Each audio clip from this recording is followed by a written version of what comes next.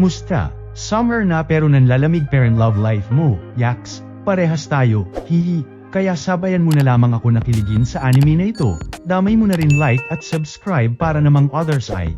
Salamat. Sa kalaliman ng kagubatan, na kung tawagin ay Lost Woods, sa isang laspag na kastilyo, ay isang sorcerer na nga ang tumira na bukod kinatatakutan at kinasusuklaman ng karamihan, ang ating bida na nagngangalang Zagan.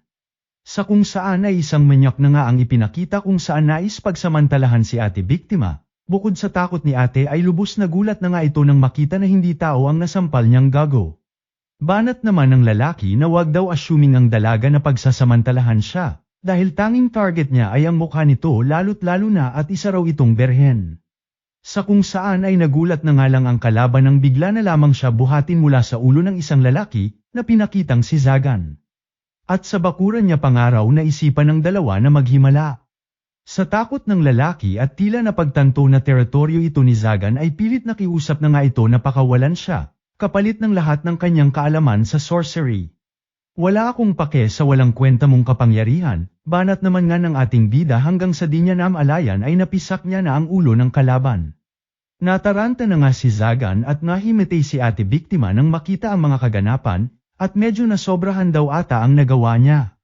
Sa pag-aalala nito na baka matroma ang dalaga ay nagcast na nga ito ng spell kung saan ibinalik ang lahat sa dati, nang paggising na raw ni ate ay isipin lang nito na panaginip lang ang lahat.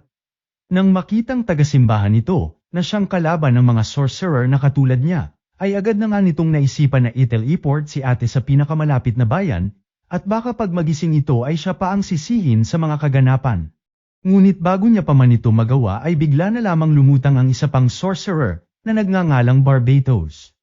Musta Zagan, ika na nga nito sa kanya at mukhang busy nga raw itong bida natin. Ayon naman sa binata ay tinuturuan niya nga lang daw ng leksyon ang mangtanga na nanggugulo sa kanyang bakuran.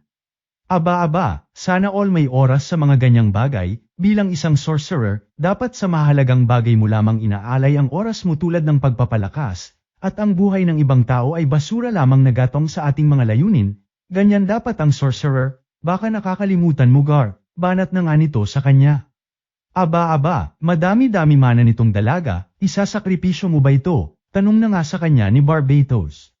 Ayon naman kay Zagan ay di nga raw niya style ang sacrificial sorcery, sabay tinel-import na nga si ate mo. Sayang naman, KJ mo talaga kahit kailan, panghihinayang na nga nitong si Barbatos. O ano ngayon, sige na matutulog na ko at puyat ako, sabay umalis na nga itong bida natin. Ay grabe siya, wala man lang pa-snack dyan, tsaka pwede mo naman gamitan magic utak mo nang di mo na kailangan matulog pa, ika na nga ni Barbatos sa kanya. Yan kakaganyan mo kaya mukha ka laging batok sa katul at katingko dadamay mo pa ako, ribat na nga ng bida natin sa mukhang adik na sorcerer.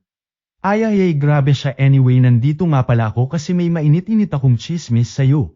Alam mo bang patay na si March Osias, ang isa sa mga archdemons?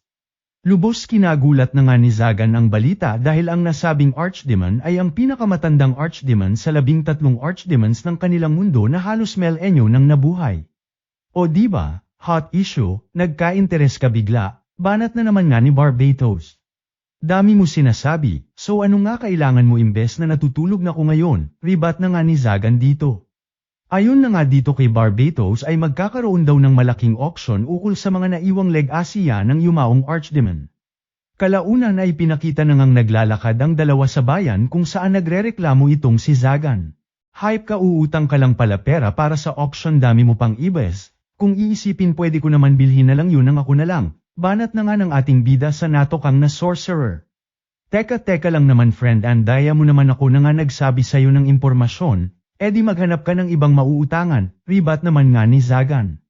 Ay grabe ka mo talaga ito, tsaka ikaw lang kasi kakilala ko na makakapagpahiram sa akin, o kaya kung gusto mo bigyan kita chicks bilang dagdag kapalit, pilit pagkumbinsi na nga ni Barbatos. Medyo napaisip naman si Zagan bagamat sa isip-isip ay trouble lamang ang mga babae, hanggang sa bigla na nga lang umagaw sa atensyon nila ang mga natatarantang gwardiya. Ayon naman kay Barbatos ay dahil ito sa sunod-sunod na pangingidnap sa lugar na ito, na marahil kagagawan daw ng isang sorcerer. Nabahala naman itong si Zagan dahil siguradong di ito palalampasin ng simbahan, sabay napaisip kung nagpaplano raw ba na magsama ng kung ano ang nasabing serial kidnapper. Kalaunan ay narating na nga nila ang lugar kung saan nagaganap ang auction na nabanggit ni Barbatos, kung saan ayon nga dito sa mukhang adik niyang tropa ay dinumog ng iba't ibang sorcerers na candidates para sa naiwang pwesto ng yumaong archdemon na si March Osias, at lubos ibinida na isa siya sa mga candidates na ito. Pinagtaka na nga ito ni Zagan at sino raw ang namimili sa nasabing naiwang pwesto. Ayon naman kay Barbatos ay nakadepende nga raw ito sa naiwang 12 archdemons, at habang nag-uusap nga sila ay napansin na sila ng ibang sorcerers, kung saan naintriga na nga sa ating bida, at bagamat bata pang araw ito at walang titulo, ay isang araw ito sa mga archdemon candidates. Ladies and gentlemen, pagbati na nga sa kanila ng nag-auction, at eprenisinta na nga ang huli at pinakapambihirang item ng auction na yun, na lubos kinagulat na nga ng lahat ng isang elf ang bumungad sa kanila, isang maalamat na lahi na nagmula pa raw sa Northern Holy Land. Sa kung di malamang dahilan ay bigla na nga lang nanggatag puso ng ating bida, na tila na love at first sight na nga sa elf na dalaga. Todo ibinida na nga ng nag-auction ng elf at ang lahing araw nito ay mas malapit kay Papa God at mga spirits kumpara sa mga tao. Walang halong bleach guys, purong-purong puti po talaga ang buhok nito, nag-iisa lamang ito mga lodi, dagdag pa ang pangmalakasang kapangyarihan nito, kaya pamay na lang sa may gusto dyan. Puting elf, pamay na po. Walang ano-ano, di pa man nagsisimula ang bidding ay sumigaw na ng 1 million itong gigil nating bida, na lubos kinagulat na nga ng lahat dahil sa di birong halaga na buong lakas isinigaw nito.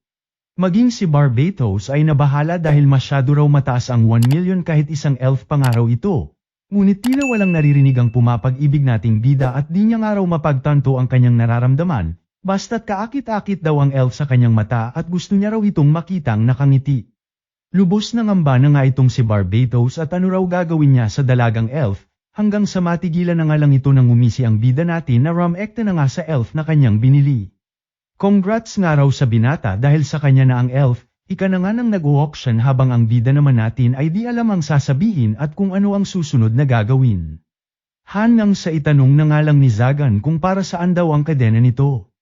Ayon naman sa taga-auction ay pinipigilan ng nasabing kadena ang mana ng elf, na mas mariing panatiliin raw ni Zagan at baka tumakas ito kung nagkataon, tsaka kahit naman daw gustuhin nila ay walang may alam kung papaano ito tatanggalin, dagdag pa nga ng nag-auction.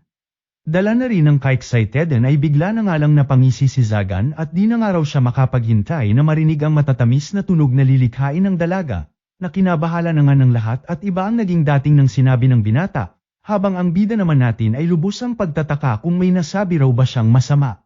Pagsapit ng gabi ay kasama na nga ni Zagan ang elf sa kanyang kastilyo, na pinakitang lubos na mamroblema kung ano ang sasabihin niya sa dalaga, at wala ngang experience makipag-usap sa mga babae. Kung ano-ano na nga ang pumasok sa isip nito, ngunit lots daw ibanat sa dalaga, hanggang sa bigla na ngang nagsalita ang elf at may tanong daw siya sa ating bida kung mamarapati nito.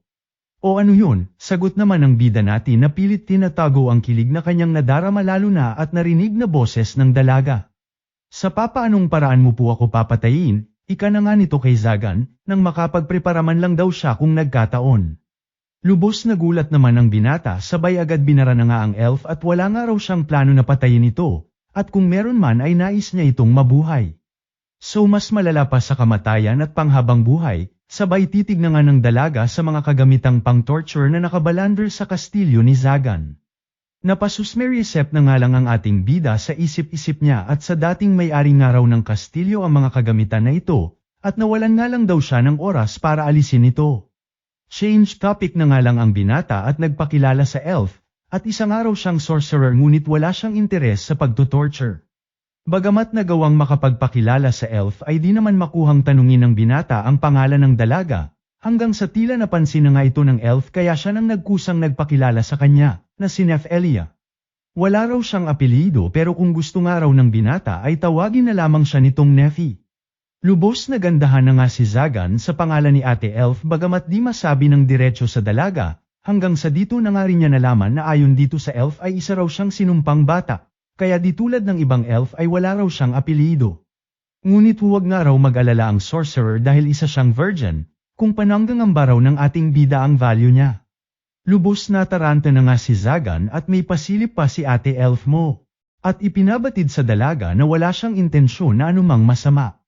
So bakit mo po ako binili? Pagtataka na nga sa kanya ni Nephi, Di mo na kailangan pang malaman, tanging nasagot na nga lang ng ating bida, habang sa isip-isip ay lubos nahihiya dahil kung sasabihin niya raw na tinamaan siya sa dalaga nung nakita niya ito sa auction ay magmimistulang manyak daw siya sa paningin nito.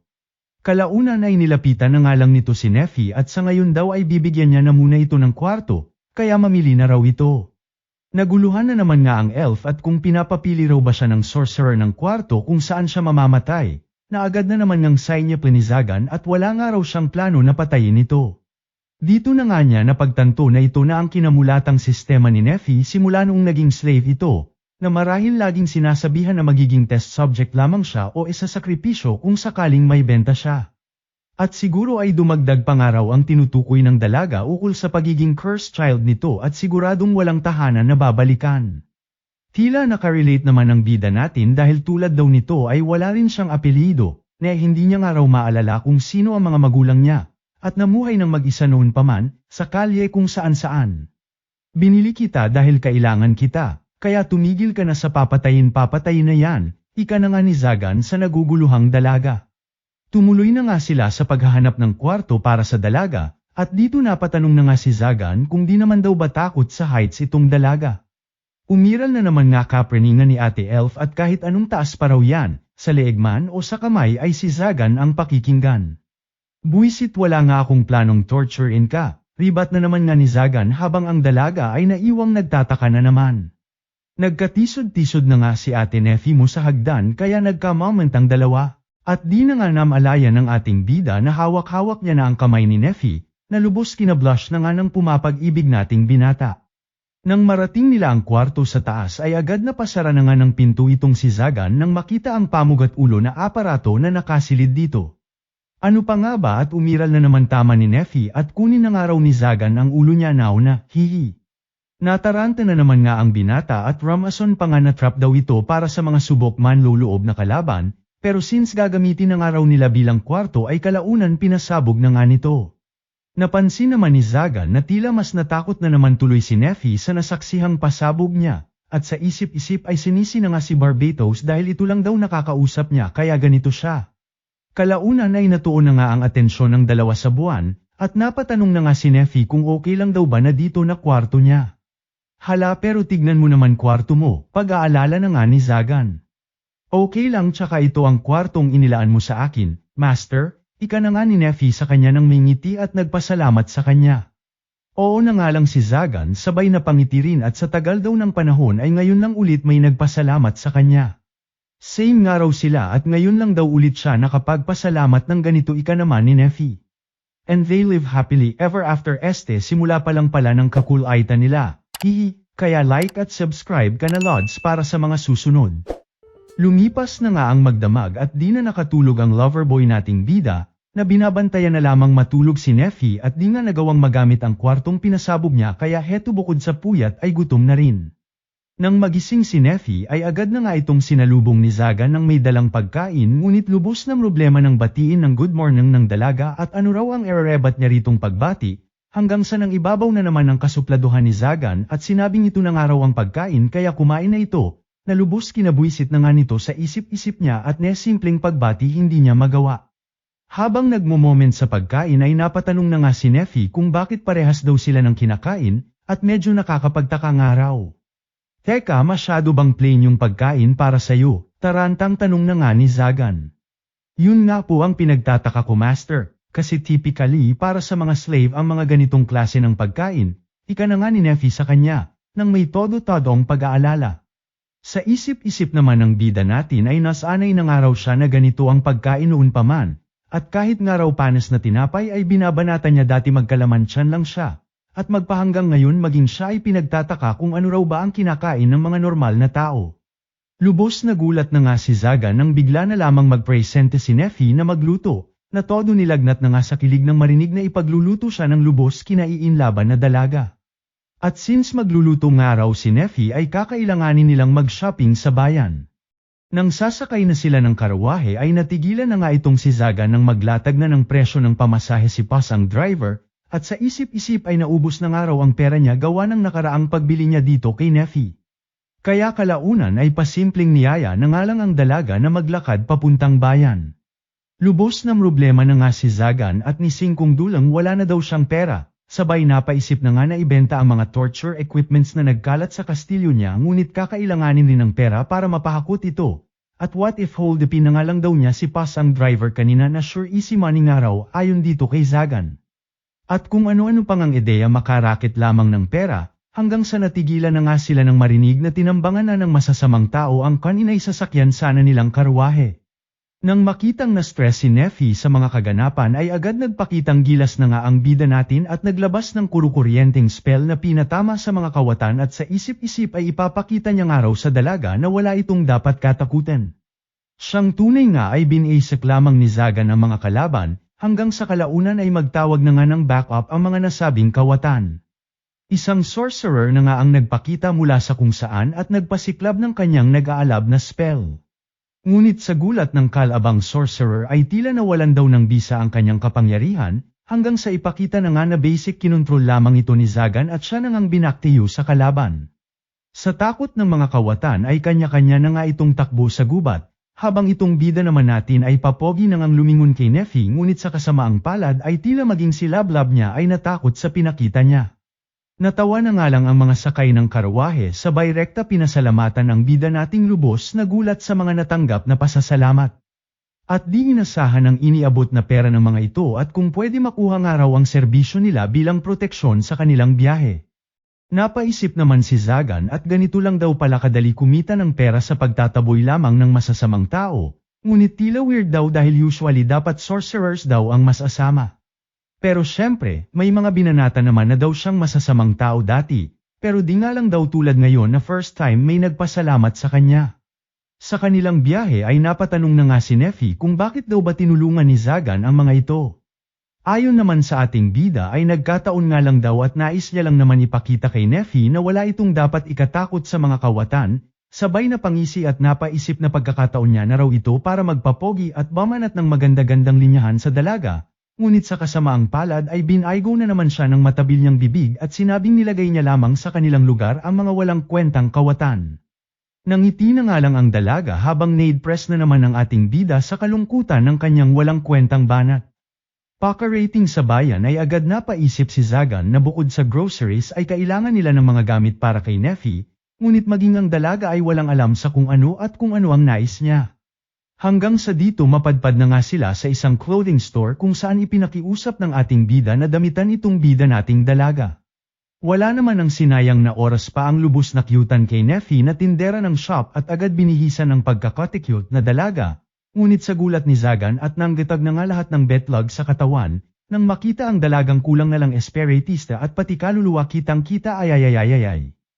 Hayop ka dinamitan mo pa ginawa mong bold star pesti ka. Pagkabuisit na nga ni Zagan sa pasaway na tindera. Hala siya iniisip lang naman kita tsaka mukhang nagustuhan mo naman ay banat na nga sa kanya ng tindera. Nang makitang hiyang-hiya na itong si Neffy ay agad ipinakiusap na nga ni Zagan na bigyan na ito ng normal na damit, na siyang tunay kalaunan sinunod naman ng pilyang tindera. O ayan ito kamo di man lang mabiro, ika na nga ng tindera na iprenesinte si Neffy na nakapangmalakasang maid outfit na may kasamang magic boots na may healing effect, nang hindi raw nito indahin ng pagod kahit maghapon pang nakatayo.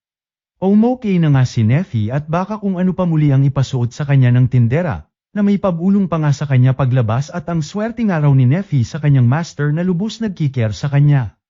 Sunod na nga nilang pinuntahan itong si Manong Elf at kung alam daw ba nito kung papaano maaalis ang collar sa leeg ni Neffy, at di na nga raw ito kailangan pa ng dalaga. Lubos kinilig na nga itong si Neffy habang si Zagan naman ay pilit nagtimpi ng nararamdaman sa gilid. Ayon kay Manong Elf ay di nga raw niya kaya ang ganitong uri ng bagay lalo na't may kaakibat daw na mahika ang nasabing collar, sabay pa warning na nga sa ating bida na baka mapaano pa ang dalaga kung pipilitin nilang tanggalin ng hindi sa dapat nitong paraan, at kung maaari ay hanapin na lamang ang orihinal na susi nito. Nagpasalamat na nga si Zagan sabay nagbigay ng bayad ngunit mariing tinanggihan ito ni Manong Elf at di niya raw matatanggap ang bayad nito, sa kadahilan ng iniligtas niya raw ito dati, kasama ang kanyang anak 1 taon na ang nakakaraan. Sorry dahil tinakbuhan ka namin dati dala na rin ng takot pero lubos ang pasasalamat namin sa iyo dahil sa araw na yon, dagdag pa nga ni Manong Elf. Okay na nga lang ang bida natin bagamat hindi niya na maalala pa, sabay umalis na ang dalawa nating bida. habang itong binata ay di na nga maitago ang pagkabahala, dahil bakit daw tila ang babait ng tao sa kanila, na marahil dahil daw sa kasama niya si Neffy. Inabot na nga ng maghapon ang dalawa sa paglilibot at pamimili ng groceries, kaya naman naisipan na lamang ni Zagan na sa labas na muna sila kumain ni Neffy. Master, talaga bang seryoso ka na nais mong tanggalin ang collar ko? Tanong na nga ni Neffy at di daw ba nangangamba ang binata na baka takbuhan niya ito kung nagkataon. Sa isip-isip naman ni Zagan ay di malayong yun nga ang mangyari at wala naman daw dahilan para manatili sa kanya si Neffy, ngunit bahala na nga raw si Batman, importante happy ang kanyang minamahal ay Sa kabila ng iniisip ni Zagan ay dinamanyo na naman nga ang bibig niya at sinabing as if matatanggol naman daw ito agad. Kaya huwag nga raw umasa masyado ang dalaga. Napangiti na nga lang si Neffy sabay tuon na ng pansin sa kanilang kakainin, at napa-flashback sa may kalungkutan niyang nakaraan kung saan ever niya pa raw na-experience na kumain ng normal. Dito na nga napagtanto ni Zagan na tila kaya nakuha agad ni Neffy ang loob at atensyon niya ay dahil sa pareha sila, noong mga panahon na yagit pa siya at walang kapangyarihan. Huwag nga raw mag-alala si Neffy at walang sisita sa kanya. Kaya kumain daw ito ng walang pag-aalinlangan, ika naman ni Zagan sa kanya. Gina ngang nagsimula si Neffy hanggang sa lubos ngang namula ng di magawang matusok ang pagkain, kaya naman ginamit na ang kutsara at dito lubos na sarapan ng sa wakas matikman na ang pagkain. Nahawa na nga ang bida natin at di na rin magawang matusok ang kanyang pagkain, kaya naman to the rescue si Neffy at nag-abot ng kanyang pagkain at tila susubuan ang lubos kinilig na binata. Abat wala na ngang patumpik-tumpik na lumaban din ang ating bida at nagpasubaw na nga kay Neffy. Kaya ayan nagkahiyaan na nga po sila mga kaibigan, sana all ka na namang hype ka Zagan. Pabulong-bulong na ngang nagsalita si Neffy at di nga raw siya kailanman binigyan ng utos ng kanyang master. Kaya kung mamarapating nga raw nito ay hayaan siyang gawin ng anumang bagay na sa tingin niya ay makakatulong sa kanyang master. Ano pa nga ba at kinilig na naman tumbong ni Kuya Mong Omo o sa mungkahi ng kanyang lablab. Sabay gumanti na nga rin ng pagsubo sa lubos na myulang dalaga, aces ayaw din patalo ng ating bida, hihihi. Ayun at napansin na nga rin ng iba ang harutan ng dalawa kaya ayon sa hiya ng dalawa ay napa-take out na lamang ng kanilang pagkain. Samantala, sa kung saan ay pinakita naman ng isang dalaga na lubos na papamuni-muni sa nakaraan, kung saan iniligtas siya ng isang sorcerer na nakilala na nga nitong si Zagan, na tila iba raw sa iba at may kalungkutan sa mga mata. Hanggang sa biglang lumutang na nga sa eksena ang isang nagngangalang Lord Clavwell at ibinalita sa dalagang knight na ang salarin daw sa lahat ng kidnapang ay isang sorcerer na nagngangalang Zagan, na lubos kinagulat ng dalaga at baka nagkakamali lang daw sila. Iginiit naman ng lalaki na mas asama ang sorcerers, at kahit wala raw koneksyon sa kidnapang ang nasabing sorcerer ay duro-demonyo parent daw ang mga ito at kailangang managot. Dahil dito ay mismong ang dalagang knight na nga ang nagpresenta na gawin ito na tinawag ng lubos na tuwang pari na Maiden of the Sacred Sword Angelic Knight Captain, Chastity Lilquist. Bago pa man magkatugisan ay mariing palike at subscribe na rin mga lods, damay nyo na rin po TikTok at Facebook ko, andyan link sa profile ko, hihi. Gising ka na po ba master? Naka-ready na po ang inyong almusal? Bungad na nga ni Neffy sa bida nating nagulat at tila kanina pa naghihintay ang dalaga na siya ay magising. Sa kanilang pag-uusap ay naisingit na nga ng ating bida na batiin ng good morning ang dalaga, na lubos kinablush na naman ang pumapag-ibig nating bida at ni pag good morning nga dati ay di niya magawa. Nang sila ay makarating sa dining area ay lubos na gulat na nga si Zagan nang makita na ibang-iba na ito kumpara sa dati at napakalinis na, at nagtaka pa nga kung sino raw bumili ng tinapay, hanggang sa nagulat na naman nga ito nang malaman na mismong si Neffy ang nag-bake nito kaya naman ang inig na naman ito sa kilig at first time may gumawa nito sa kanya. Teka nga pala, kumain ka na ba? Tanong na nga ni Zagan sa dalaga, ayon naman kay Neffy ay hindi pa nga raw, kaya naman niyaya na ito ng binata ngunit ayon sa dalaga ay pang isang tao lamang ang prene para at nakalimutan niya ang para sa kanya.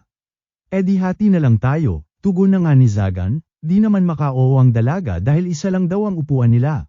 Kaya naman iminungkahi ng binata na sa binti niya na lang ito umupo nang makakain na sila. Namula na naman nga ang pumapag-ibig nating bida at medyo napasubo sa sinabi niya, ngunit pinanindigan peren na tila gusto ring mangyari sa loob-loob niya. E di wala naman nangang nagawa ang lubos na myulang dalaga at sinunod na lamang ang nais ng kanyang master, kabwisit sana all na naman magka-diarrhea ka sana Zagan, haha.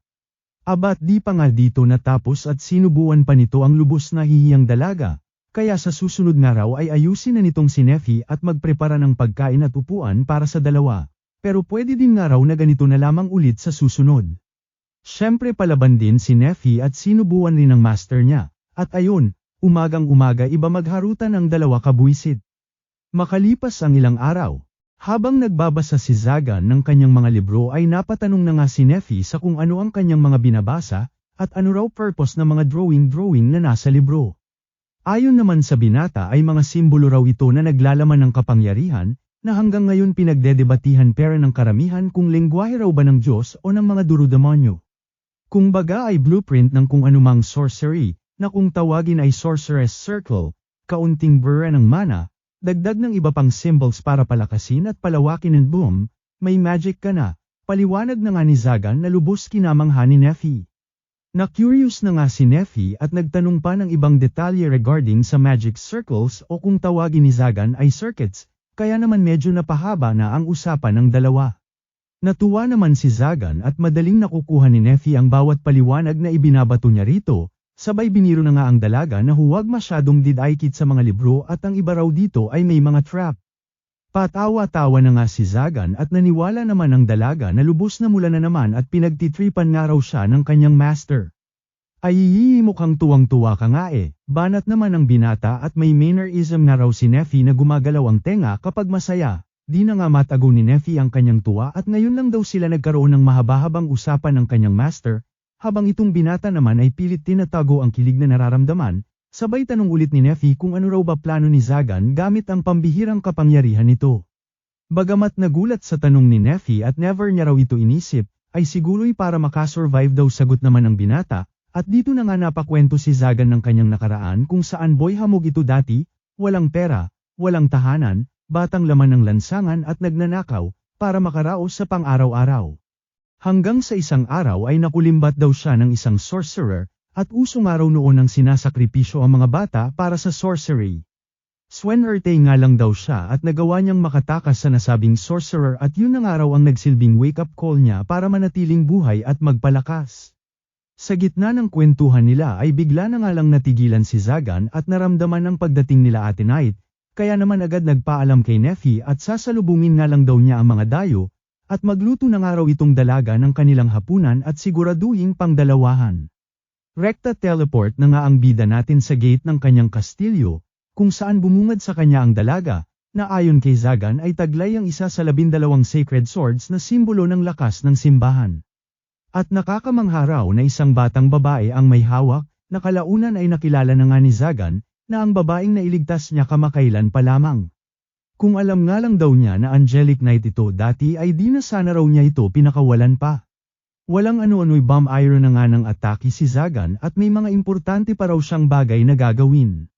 Ngunit basic hinarang lamang ng iba pang knights na nabuisit sa ating bida at basta na lamang umatake, at wala raw pinagkaiba sa ibang sorcerers na duwag ang mga galawan. O siya mukhang ayaw niyo talaga magsiawat, ika na nga ni Zagan sabay sinabayan ang lumusab na knight, na tumilapo na nga sa lakas ng suntok ng ating bida. Sa kabila ng mga pasaring ni Zagan ay ayaw talaga paawat ng mga burat abat ang lalakas ng loob puro naman taob. Kaya naman napilitan na ang dalagang knight na ibaba ang kanyang espada at puro nga tanga ang kanyang mga kasama. Paliwanag naman ni Zagan na wala raw siyang plano na patayin sila, na alam naman nilang mas magpapalala lamang ng sitwasyon lalo na pag nalaman ng simbahan, at kailangan nga raw niya na mabuhay sila ng maikalat ang takot sa iba pang tao. Sinungaling, ribat naman ng dalaga habang sa isip-isip ni Zagan ay iniisip lamang na ayaw niyang matakot si Neffy kung sakaling may mga patay na bangkay sa kanilang bahay. Nang tila nakatunog na ang dalagang knight ay agad na nga nitong nilusob si Zagan, na pilit iniwasan na nga ng binata at wa-epek ang spell niya sa sacred sword na hawak nito, at pinasaringan na naman ang dalaga na hindi siya pumapatol sa babae. Nabuisit na nga ang knight at di siya seneseryoso ni Zagan. At bakit daw kasi nag-sorcery pa ang binata? O bakit krimen ba ang paggamit ng sorcery, banat na nga ng bida natin? Oo naman ang dalaga at ito nga raw ang ugat ng lahat ng kasamaan, na agad kinontra naman ni Zagan at ano raw pinagkaiba sa kanilang mga knight, na basta lamang pumapatay ng sorcerers mema lang, di raw sa nagmamalinis siya pero kung tutuusin ay mas marurumi raw sila, ribat na nga ng ating bida sa dalaga. Ayaw din talaga papihil ni ate at talagang pinaglalaban ang kanyang nakagisnan, At unti-unti nang ang napa-atras si Zagan, hanggang sa gulat ng binata ay bumulong na nga ito sa kanya at kung willing daw ang ating bida na magpanggap na napatay niya. Ayon sa Knight ay di nga raw titigil ang simbahan hanggat alam nito na buhay ang binatilyo, kung sakali naman daw na matalo siya sa kamay ni Zagan ay magpapadala lamang ng mas malakas pang Knight ang simbahan para tugisin siya, so pekiin na nga lang daw nila ang pagkamatay niya, at mamuhay na lamang daw ng normal itong binata. Tsaka di mo pinatay ang mga kasamahan ko, dagdag pa na kahit anong dada mo ay wala akong nakikitang kasamaan sa mga mata mo. Ika na nga ng Knight kay Zagan, di nga rin daw niya nakakalimutan ang pagligtas ng binata sa kanyang buhay sabay humingi ng tawad at ito lang daw magagawa niya para sa ating bida. Napaisip naman si Zagan at bagamat binubuwis nga raw ng dalaga ang buhay nito sa mga paginap nito ay di raw pwedeng basta niya na lamang ito tanggapin, lalo na't may nefi na siya baka si nefi naman daw ang pagdiskitahan ng mga ito. Speaking of love niya ay bigla na nga siyang natigilan ng marinig ang boses ni nefi na sinundan siya sa labas, na agad na ngang nilusob ng isang Knight. Siyempre papabayaan ba naman ito ni Zagan na to the rescue na nga sa love niya, ngunit sa kasamaang palad ay nadali ang kamay niya na panangharang niya sa sibat ng kalaban. Walang ano-ano'y kung anong puwersa na nga ang kanilang nadama at mga close na narinig mula sa gubat. Sinaktan niyo master ko, ika na nga ni nefi na galit, kasabay ang pagtubo ng sandamakmak na mga tanim at ugat sa paligid na siya nangang pumulupot sa kalabang supot. Gulat na nga itong si Zagan sa mga nasasaksihan, sabay niyakap si nefi nang mapigilan. Kinagabihan ay pinakita na ngang nakauwi sila Zagan at nefi, sabay pa flashback ng mga nangyari kung saan kusa nang umalis ang Knights at nagsorry sa ating bida. Teka nga pala nefi, kala ko hindi ka marunong gumamit ng sorcery, tanong na nga ni Zagan sa dalaga. Sumagot naman si nefi na hindi raw ito sorcery at natahimik na nga. Nang mapansin na tila nagmo-moment ang love niya ay sinabi na nga ni Zagan na hindi na mahalaga kung ano pa man yun basta't importante raw ay itong si nefi wala nang iba pa, na kinablush na naman nga ng dalaga at nagpasalamat. Lubos nagtaka na nga si nefi at di raw ba ito natakot o nawirduhan sa kanya, lalo na sa mga nakita kanina.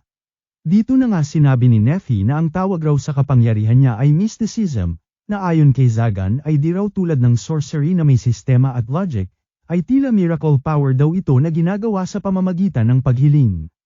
Nagtaka na nga ang bida natin kung lahat daw ba ng elf ay may ganitong kapangyarihan.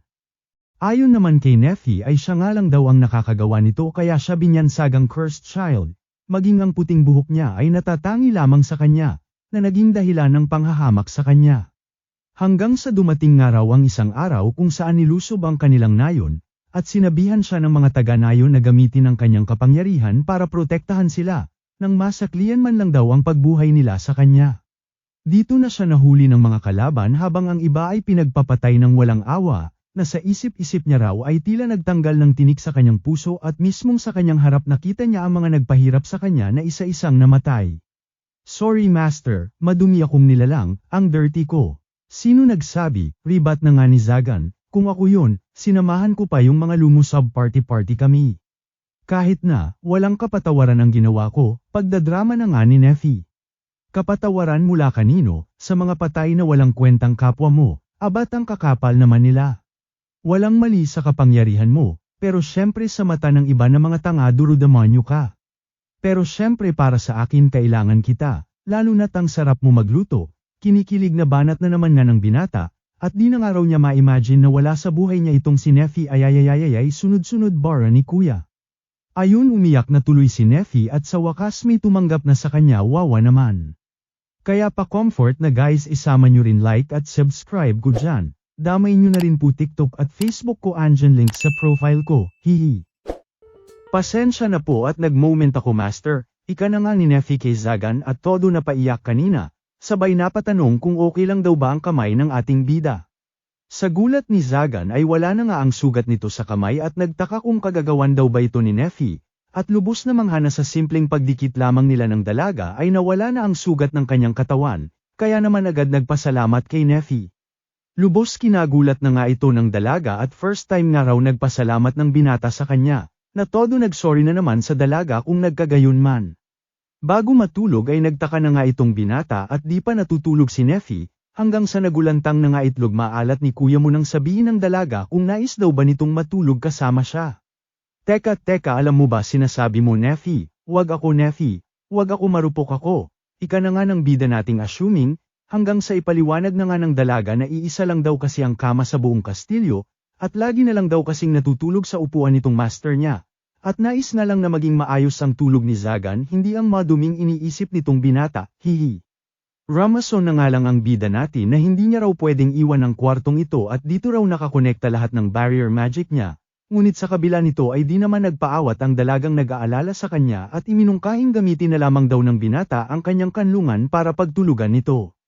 Ano pa nga ba at hindi naman ang binata, hinding-hindi tumanggi at rekta na sa kanlungan ng dalaga, napablush-blush na naman at pwede na nga raw niyang pagtiyagaan ay ehem sabay tanong kung para saan daw itong ginagawa ng dalaga.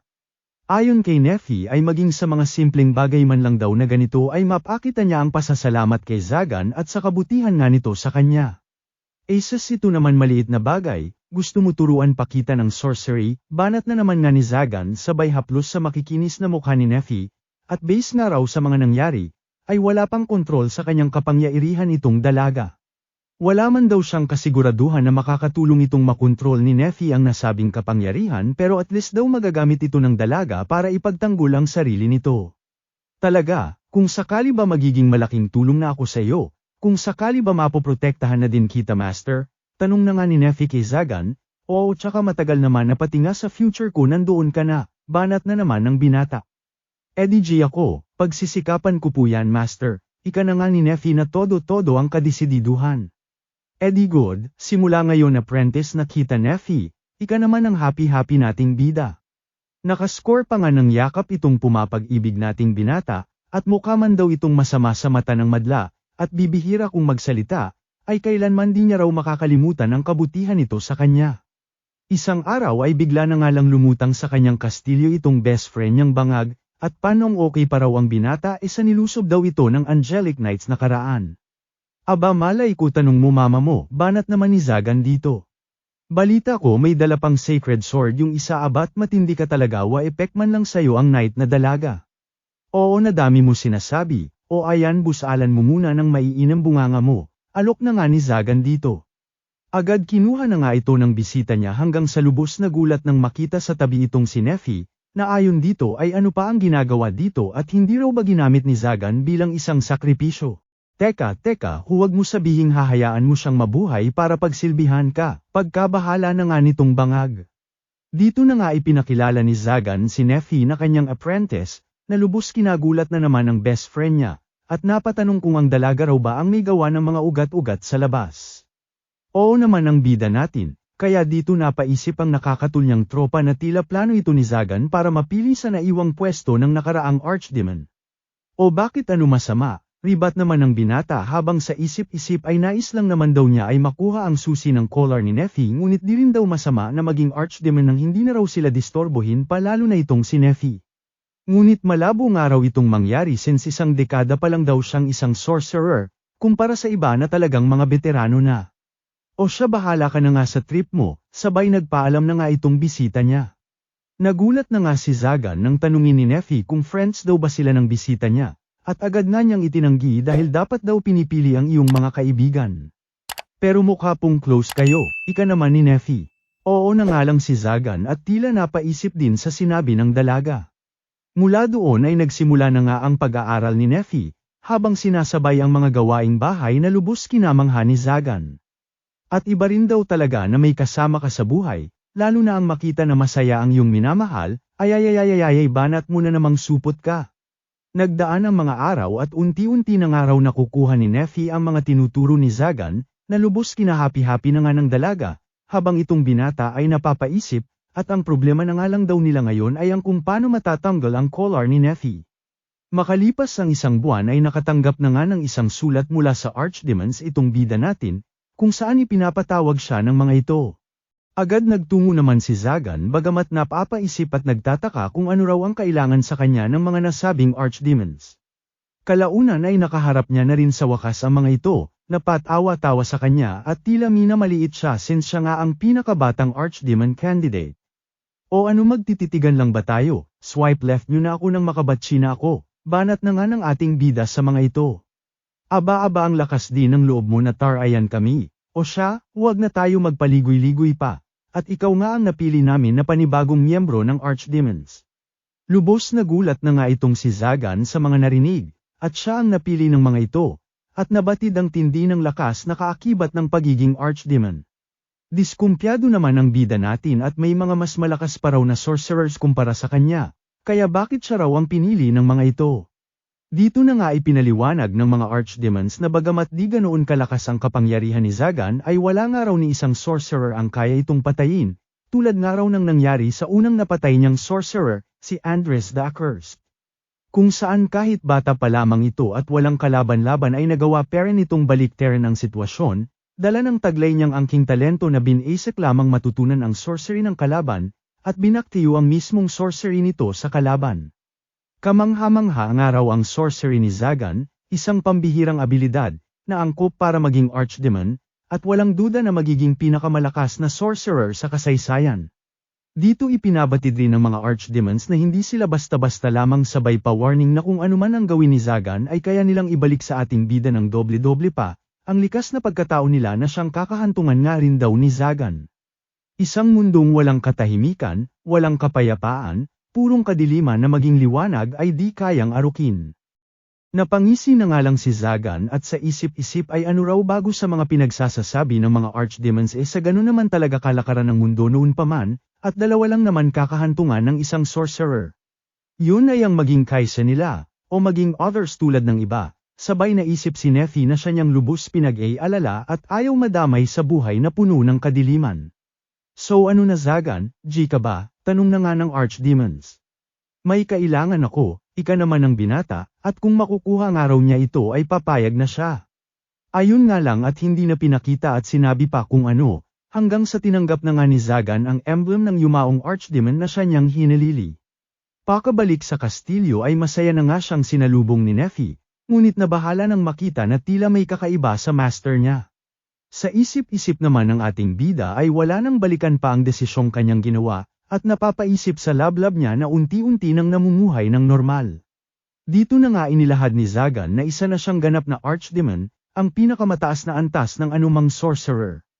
Tuwa naman ang nadama ni Nephi sa balita ng kanyang master, habang si Zagan ay seryoso mode parent at sinabing kaakibat daw ng kanyang posisyon ay ang mga naiwang property ni March Osias, kasama na ang susi sa collar ni Nephi na agad pa nang bukas na nga ng ating bida sa sinumpang collar ng dalaga. Di lubos makapaniwala si Nephi at natanggal na ang kanyang collar, ngunit mas kinagulat nang sabihin ni Zagan na since Archdemon na raw siya, ay wala na siyang pakinabang pa sa dalaga, kaya umalis na raw ito. Sabay pinakita na nasa labas na ng kalsada itong dalaga na tila binagsakan ng buong kalawakan sa kalungkutan, at di lubos makapaniwala sa mga nangyayari since di raw ito ang pagkakakilala niya sa master niya. Hala ano kaya nangyari? Like at subscribe ka na Lods para masubaybayan mo, hihi. Damay nyo na rin po TikTok at Facebook ko andyan link sa profile ko, hihi. Lubos na gulat na nga ang Angelic Knight nang nagkataong makita si Nephi sa labas at nakatambay, na nakilala na nga nitong maid ni Zagan. Nandito ka ba para patayin ako? Ika na nga ni Nephi sa nagulantang na Knight at kung nais nga raw ng dalaga ay kunin na nito ang ulo niya. Hala siya oy, nagkakamali ka, di ako nandito para saktan ka, depensa na nga ng natatarantang Angelic Knight. Di ba pinapatay niyo mga sorcerers, sakto apprentice ako ng isang sorcerer, o siya gawin mo na, ika na nga nang may kalungkutan nating si Nephi. Napansin na nga ito ng mga tao sa paligid at inakalang hinaharas ng Knight itong si Nephi, habang itong Angelic Knight naman ay napapa-atras na lamang, at tumigil na nga raw si Nephi at tila serial killer na raw ang dating niya sa mga pinagsasasabi nito. O bakit hindi ba, ribat naman ang lutang nating bida, hanggang sa sumingit na nga sa dalawa itong angel na bantay ng clothing shop sa kanto, at mahiya nga raw sa pinaggagawa niya itong Angelic Knight at kung makabuli raw ay wagas. Oo nga, napakabuting babae ni Miss Nephi tas gaganyanin mong papansin ka, dagdag na nga ng mga tao sa paligid. Naluhad na nga lang ang Angelic Knight at pinagkakaisahan na siya ng lahat at buwisit na buwisit sa kanya. Nang mapansin ito ni Nephi ay agad nilinaw na nga ng dalaga na wala naman talagang ginawa sa kanya ang nasabing Angelic Knight, na siyang tigil na nga ng madlang people habang ang kawawang Angelic Knight naman ay naiyak na lamang at di ba daw pwedeng nag-aalala lang din siya kay Nephi mga judgmental kayong hype kayo, ngawa na nga ng dalaga sa madla. Sa loob ng bar ay nagkalinawan na nga ang mga dalaga sa kanilang di pagkakaunawaan kanina. Pati sa kung papaano nagkakilala sila Neffy at itong Angelic Knight. Sa gulat nila ay bigla na nga lang naiyak si Neffy nang tikman ang pagkain na libre ni Angel, at naalala ang luto niya kagabi para kay Zagan na hapunan sana nila.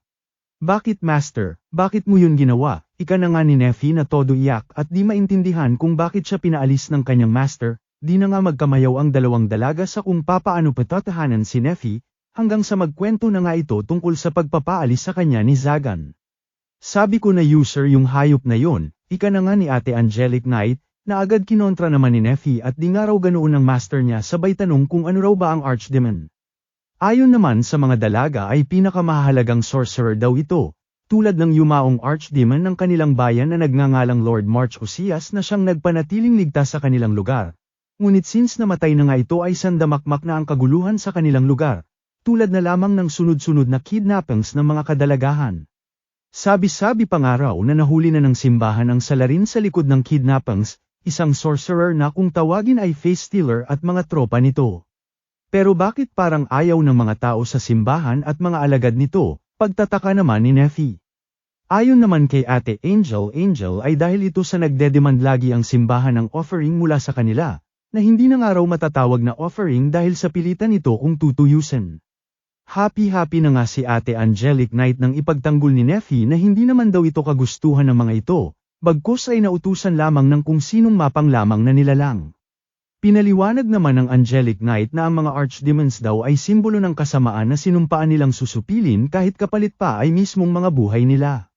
Kumpara nga raw sa 13 Archdemons ay may 12 sacred swords lamang, at kahit magsakripisyo raw bawat isa sa kanila ay kulang pera ng kanilang bilang laban sa Archdemons. Kaya naman kapag may bagong low-cloak na Archdemon, ay agad itong tina-target ng simbahan bago pa man ito tuluyang lumakas.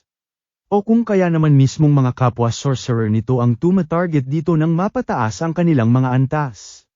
Dito na nga napaisip si Neffy na marahil ito ang dahilan kung bakit siya pinaalis ng kanyang master, at ayaw lamang siya na madamay, sabay tanong na nga ni Ate Angelic Knight kung may kapasidad daw ba si Zagan na mag-organize ng mga sorcerer para mangidnap ng mga tao para isakripisyo sa isang ritual.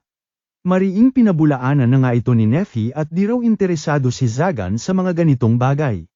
Maging si Ate Angelic Knight ay sumangayon din kay Neffy at di niya raw nakitaan ng kasamaan si Zagan nung nakalaban niya ito, at nakakahiyaman daw sabihin pero pinagbigyan lamang siya ng binata sa laban nila. Hala si Ate mo in love ata, pang-aasar naman ni Angel dito sa nagbablush na dalaga.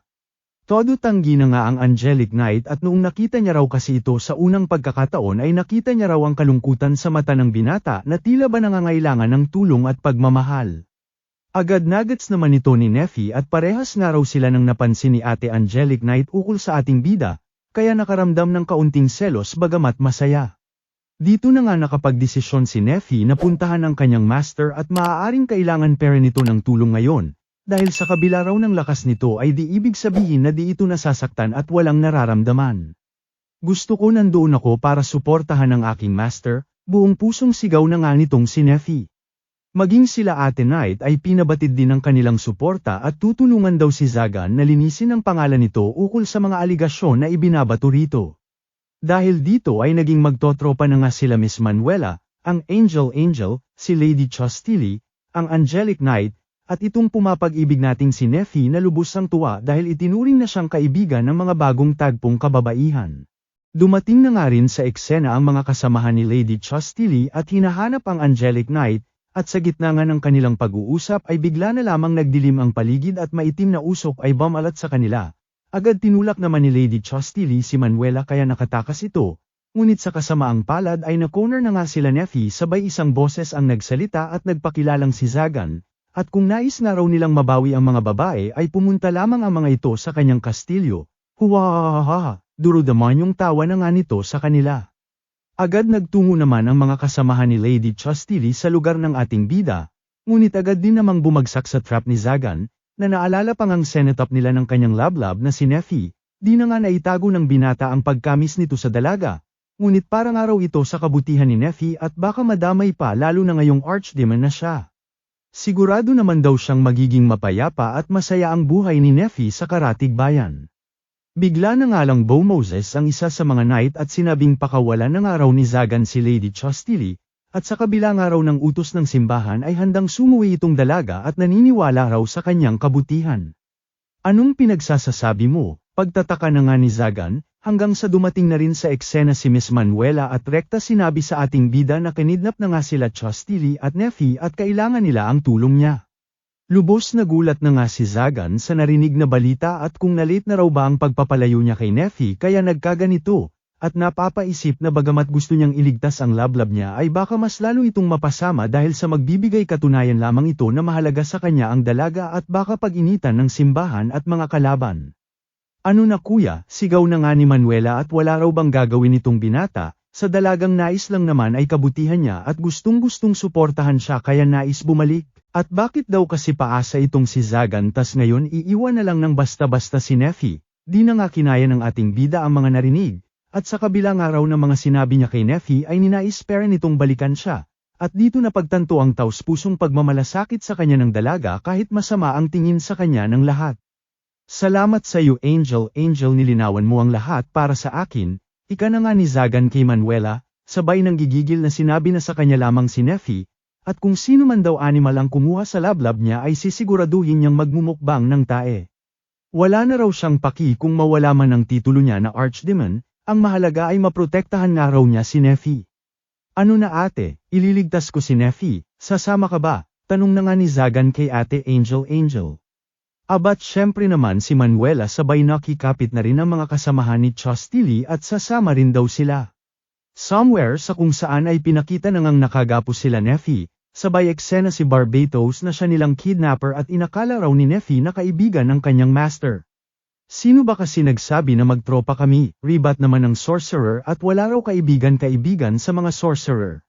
Dito na nga kwento ni Barbatos na siya ang estudyante ng unang sorcerer na pinatay ni Zagan, pero wala naman daw ito connect sa mga nangyayari, pagkat kung di raw ito ginawa ni Zagan ay siya mismo ang papatay sa master niya. Sabihin na lang natin na lahat ng meron si Zagan, ang kastilyo, mga kaalaman nito, pati na perang ginastos niya para sayo, ay dapat sana ay sa akin. Kaya naman paunti-unti ay nilihis ko sa kanya ang atensyon ng simbahan, ngunit wa-epek at ang tatanga ng mga nautusan ko.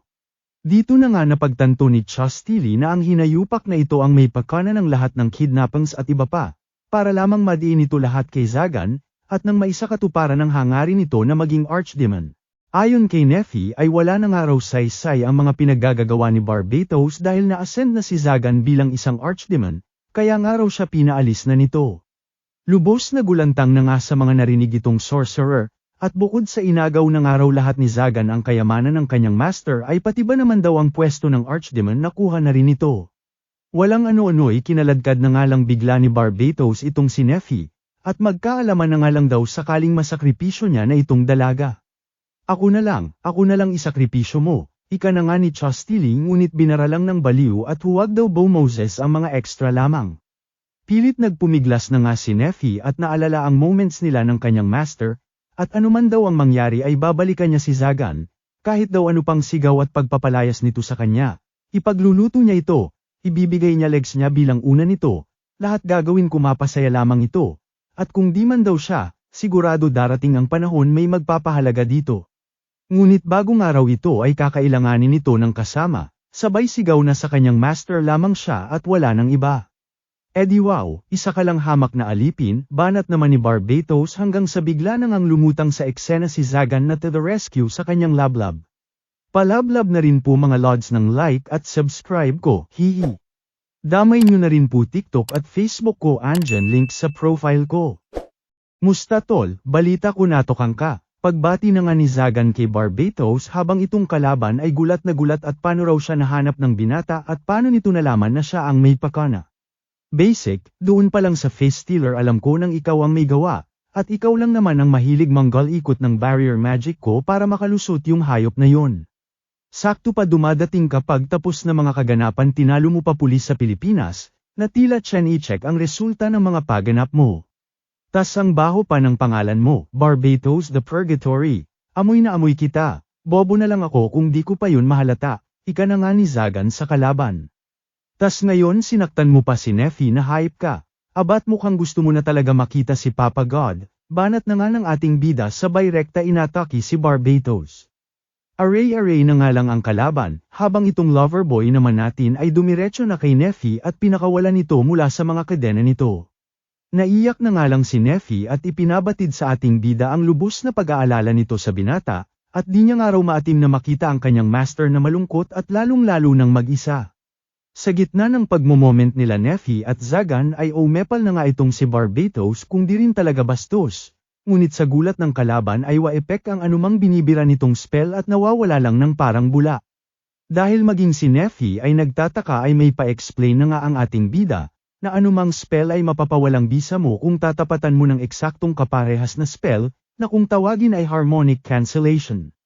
Imposible, sigaw na nga ni Barbatos at kapangyarihan daw ba ito ng pinatay niyang master.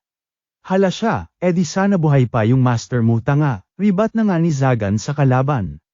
Ayon kay Zagan, bagamat 8 taong gulang pa lamang siya nung kinidnap ng walang hiyang master ni Barbatos ay nagawa niyang matandaan ang magic circle nito, at iginuhit niya palihim sa mismong kamay niya gamit ang kanyang dugo. At nang papatayin na nga siya ng sorcerer ay tila himala na nga raw niyang natapatan ang spell nito, so ayun, nginig-nginig si master mo. May pahimala-himala ka pang nalalaman na buwisit ka, itutikman mo, banat na naman nga ni Barbatos. Ngunit sa minalas-malas ng kamalasan ng kalaban ay wa-epek talaga sa harap ng bida natin. Imposible nga raw ito at ang iba sa mga kenes niyang spell ay wala pang nakakakita kailanman, pero binasek lamang ni Zagan ng tila wala lang. Yun na pinagmamalaki mo, pang-aasar na nga ni Zagan at kahit kinder daw ay kaya itong tapatan, magsumikap ka kasi, wag puro batak na hype ka. Ako aminadong naging taong bahay at walang mga kaibigan dahil sa naging bisyo ko na pag-aralan ng sorcery, pero akalain mo yun ni mga kababata ko nga dati walang naghahanap sa akin, pero ikaw laging nasa eksena feeling close kahit dati pa, kulang na lang tumira ka dito sa kastilyo, kaya pala amoy purgatorio. Sus kayang-kaya kitang patayin noong mga oras na yon, na curious lang talaga ako kung ano ang ginagawa mo noon, banat na naman ni Barbatos. O siya, dami na natin moments sa isapawan mo pa lab-lab ko sa oras ko, tsaka pala ngayon na archdemon na ako, ay may sarili na rin akong titulo, ang Sorcerer Slayer, ika na nga ni Zagan sabay binirahan ng pangmalakasang spell si Barbatos na siya na nga nitong ninamnam. Arg-arg aray-aray na nga itong kalaban, at sa isip-isip ay napaisip na kahit ata hindi pa archdemon si Zagan ay olats talaga siya dito at pambihira ang taglay na lakas at kaalaman. Unti-unti nang ang lumapit si Zagan sa lubos na tarantang kalaban at nagdadadadaperen na kesyo friends daw sila kaya maawa ito. Akala ko ba walang friends sa mga sorcerer, ribat naman ni Zagan sabay binirahan ng pangmalakasang atake ang bangag na lalaki. Ngunit mukhang pinagbigyan ng patawa-tawa nating bida at joke-joke nga lang daw kaya huwag masyadong magpanik itong kalaban, tsaka mahirap na raw na wala na sa kanyang manglilibre pa ng alak kung sakaling patayin niya itong si Barbatos. Kinaawaan mo ba kung buwisit ka, ribat naman ng kalaban, habang itong si Zagan ay sinabing pinapakita niya lang raw ang kahulugan ng salitang confidence.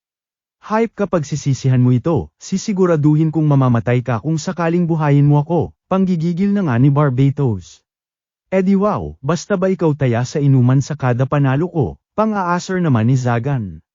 Lubos na guluhan na nga si Barbatos sa kung ano raw ba ang trip ni Zagan, habang si Zagan naman ay muli itong sinabihan na kung may problema ito sa trip niya ay magpalakas ito nang mabago ang desisyon niya.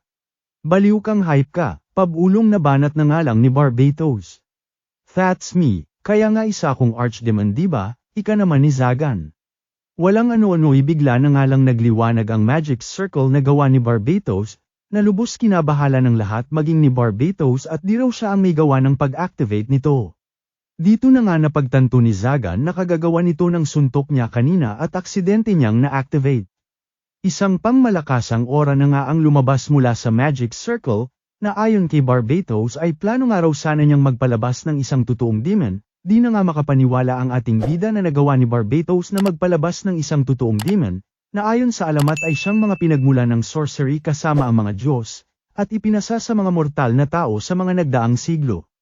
Isa lamang daw itong anino at di kompletong summon gawa ng walang sakripisyo ayon kay Zagan ngunit sa kabila raw nito ay walang kasing lakas ang kapangyarihan na nadarama niya rito maging ang pinagsama-samang archdemons, at mukhang dito na nga raw matatapos ang buhay niya nang di man lang nakascore kay Neffy.